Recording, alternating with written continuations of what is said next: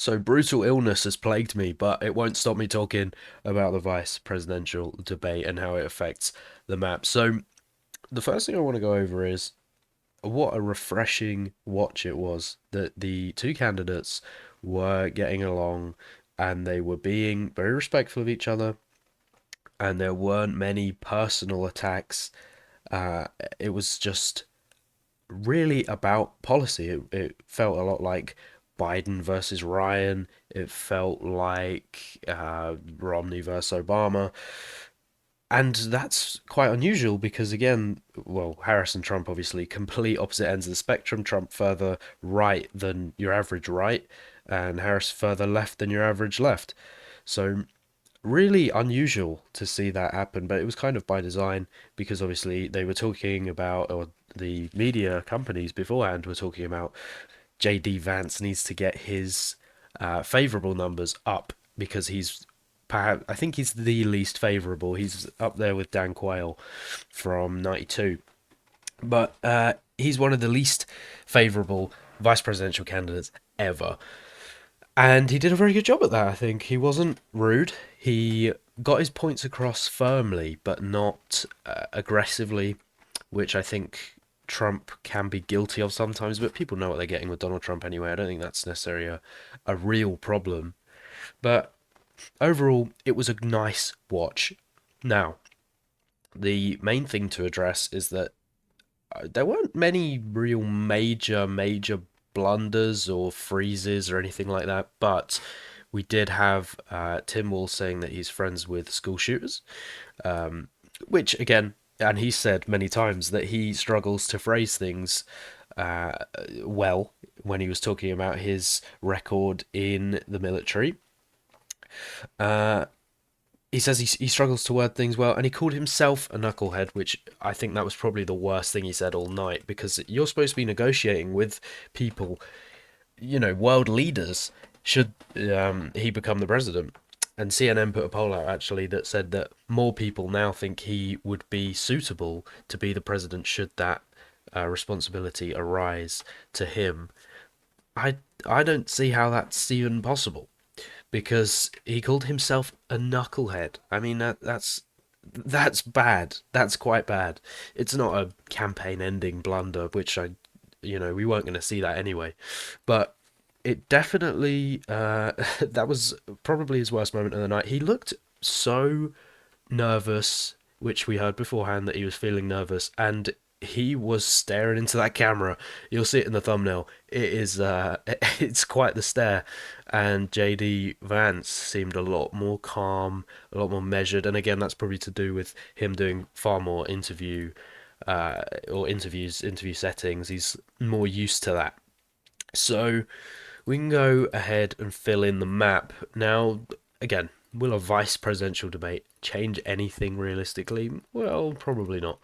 But it is worth looking at if maybe the vice presidential debate can have any impact in these swing states. So these are the Democrat strongholds. These are not going to flip this election cycle, barring a real revelation. And the same goes for these states for the Republicans, which are all going to go red, which we know for sure. So last time around, we had polls come out. I'm talking about from the presidential debate. We had polls come out the next day, giving us updated information. We don't have that this time because it's uh, not such a big debate. But it is interesting. So we had a Cook political report, which are definitely towards the left of the spectrum, as they have Pennsylvania at +1 for Harris, which has brought the RCP average back to a tie. So the election is tied at the moment. We have Wisconsin at +2 for Harris, which it kind of that's fine. We have Michigan at +3 for Harris. This feels like from 2 weeks ago. This doesn't feel like an updated poll. Like Georgia's at +2. Georgia's probably around +3 now, realistically. And we've had a lot of polls saying +6, and I'm saying by the averages of the last half a week, maybe a week. Georgia's at about 3 to 4. So, and we've had sixes coming out. So a 2 is a slight underestimation, but it's not that bad. North Carolina at a tie, sure, but I still think Trump's up. And then you have Nevada, Arizona +2.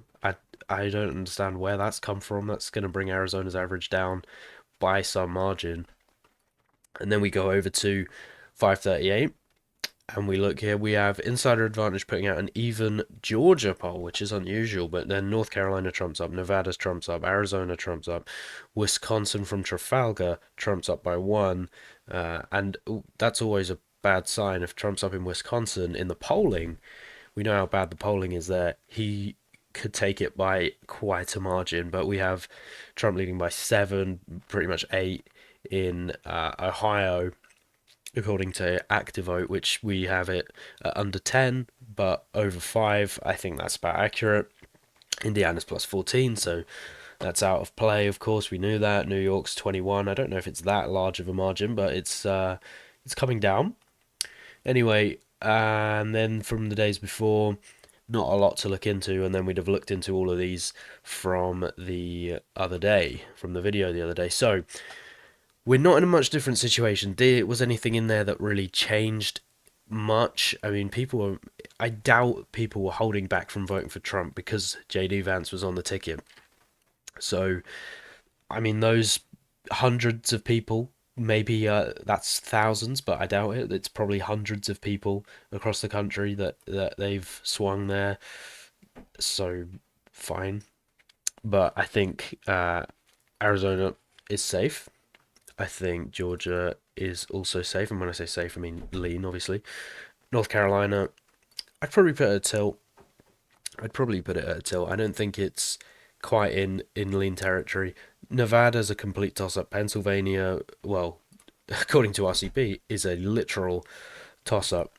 But again, I'm gonna favor Trump because of the fracking point is just so important down there. I think. Um, Michigan will go. Ooh, well, what is Michigan's average? 1.3, and of course we got to consider the polling bias against Trump usually. So I mean, Trump's not going to win the state as things stand. You know, we're getting closer to that point, but as things stand, that's not going to happen. So, and we actually saw after the debate, Trump got to his closest, and now it's started to widen. Now it's closing again. So Michigan's probably a tilt at the moment, um, but it's definitely trending in the way of Republicans maybe being able to take it. Um, then we have Wisconsin, which I think Trump's up in. There's no real. I mean, if it's this close in the polling, even if it's not 6 to 7 points, I think this time, even if it's 2 points, that's more than enough. And I think it will be a lean margin at the end of the day. And then we get down to Nevada, which I think will. I mean, it doesn't matter realistically. I mean, it kind of spoils that one, but uh, I think again, I've made this point before. If it's gone blue so many times in the past, it's probably going to go there again in the toss-up scenario. So I give that one there to Democrats, but then you're only taking 2 out of 5. You probably, well, even in this situation, you take Pennsylvania, you don't win, and again, Trump's getting to the point where he's really locking her out of 270. You know, we've got Georgia's pretty solid, Arizona's pretty solid, so then you're looking at Trump needing to win North Carolina, which he's probably going to do realistically, because a lot of the buzz around North Carolina is built around the governorship, and I just don't think people care about that at the presidential level. People have split their tickets in the past by 25 points, so that's not necessarily a major indicator. Will a couple hundred, again, we're talking hundreds, which could decide it, but will a couple hundred people go and change their vote at the presidential level because of the governorship? I mean, maybe, but you're talking a few hundred, and it's probably going to be decided by a few thousand, if not a few tens of thousands. So I don't think that that's going to make a lot of difference down there. Wisconsin, again, the polling's so close that if it's this close, Trump's going to win. realistically, I mean, you don't.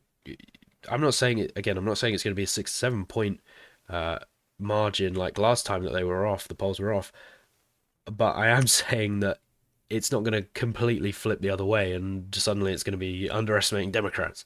So again, I think that one's pretty uh, in the bag, and at that point, it's over. It doesn't matter if you could lose Pennsylvania at that point, which I still think he's leading in. Um, and then you've got Michigan, of course, she's struggling with the Muslim voters, but overall, I think Michigan, again, the most liberal of the seven, that's going to be our best bet. But anyway, if you enjoyed, please don't take this video as a normal one. I am brutally ill, but I gotta do it. Gotta do it for the YouTube. But if you enjoyed, like, share, subscribe, comment, let me know what you think about how the vice presidential debate will change things in the race to 270. But this is my map at the moment. I'm having it at 291 to 247. Let me know what you think.